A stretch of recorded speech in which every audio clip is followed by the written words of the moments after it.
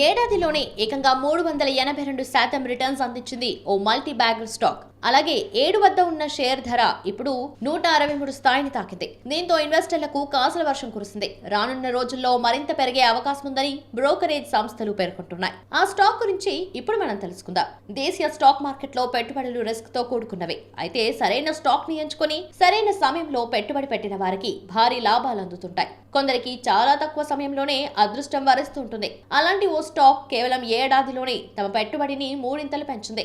లక్ష పెడితే దాదాపు 5 లక్షలు అందించింది.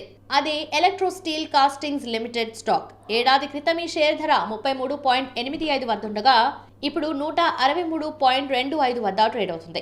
అంటే ఈ ఏడాది కాలంలోనే 382% వృద్ధి చెందింది. ఒక్క జనవరిలో 57% మేర పెరిగి కాసుల వర్షం కురిపించింది. 2020లో ఈ స్టాక్ ధర 5.55 వద్ద ఉంది. ప్రస్తుత రేటుతో పోలిస్తే ఇది ఏకంగా 2061% పెరిగింది. దీని ప్రకారం 2020లో లక్ష పెట్టి షేర్లు కొనుగోలు చేసిన వారికి ఇప్పుడు ఆ విలువ 20 లక్షల పైన ఉంటుంది.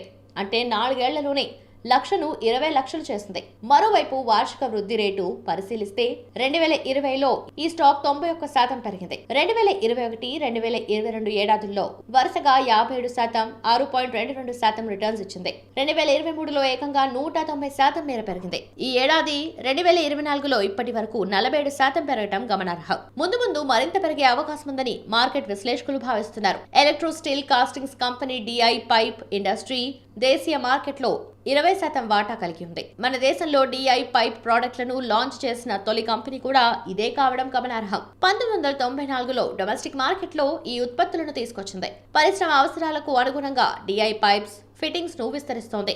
అలాగే ఎగుమతుల్లోనూ ఈ కంపెనీ వాటా 60%గా ఉంది. గ్లోబల్ రేటింగ్ ఏజెన్సీల నుంచి అక్రిడిటేషన్ పొందిన ఏకైక భారత కంపెనీ ఇదే.